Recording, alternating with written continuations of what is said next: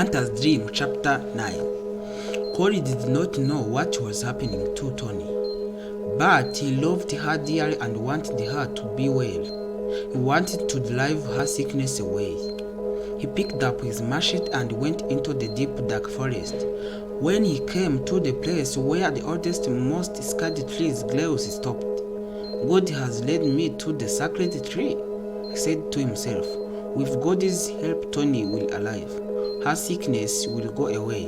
He ran his finger along his machete. It was sharp and bright. Please God, please help me to save my child, he prayed. Corey's came home a few days later, tired of but smiling. He carried a huge sack on his back. It was heavy with leaves and black. He had picked the leaves from the sacred tree and cut the bark himself with his machete. I shall make medicine for Tony, he told to his wife.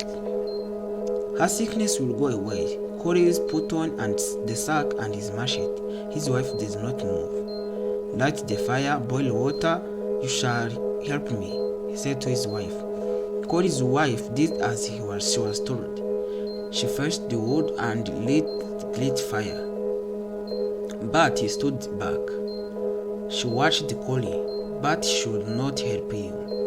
Corey threw the leaves and bark into a big pot. He boiled them on the fire for many hours. Then he added fat and honey and left the pot to cool. You must drink this medicine, he told Tony later. Then you will be well again. Tony drank the medicine every morning and every Corey night. But she did not get well. God did not answer Corey's prayer. The medicine did not help Tony, for her sickness was not in her body. Tony grew thinner and thinner. Her beautiful long hair dropped out. Her eyes were dull. Her lovely white teeth turned yellow. She no longer smiled. At last, she lay down on mat to wait for death. It was the saddest things anyone had ever known. Corey tried everything. He gave her more medicine. He sat with her and held her hands. He begged the wise men for help. I will give everything I have if you will save my daughter, he said. I will give you my goats, I will give you my cattle, I will give you the money I have, I will give you anything to save Tony. It was no use. Tony never smiled again. Corey was a sad and broken man. One day, Corey left to go hunting. He did not want to leave Tony, but the family needed the food. Shortly after the Corey left, something had happened to his wife. Suddenly, all the anger inside her could not be hidden anymore. She could not look at Tony. She could not touch her or listen to her speak. She picked up Corey's machete and ran out into the yard. Burn, fire, burn, she screamed weirdly. She dug up the glass that Tony used for weaving and threw on fire. Burn, fire, burn.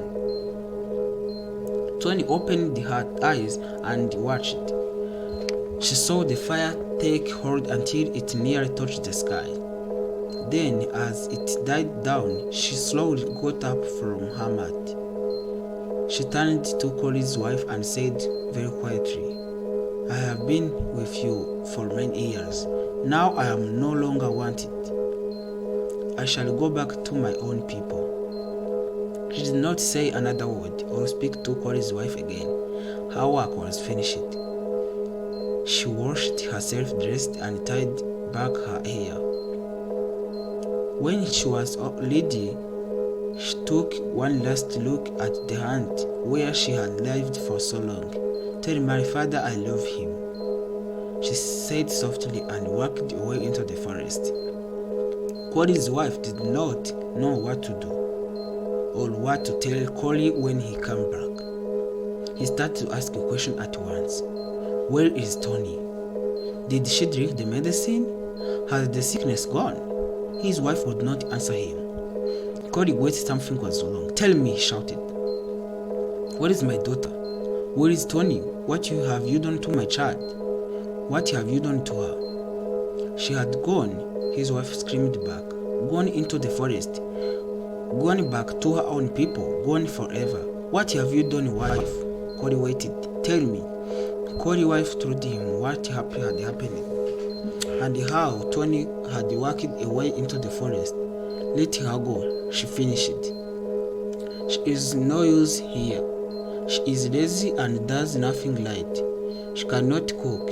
She cannot wash the clothes. She cannot watch over the kettle. She is no use. We do not need her. I do not want her anymore. Let her go. Corey did not listen to his wife. He only knew that his daughter had gone into the forest alone, and the forest was dangerous, full of snakes and wild animals. I must find her. I must find my daughter, he cried.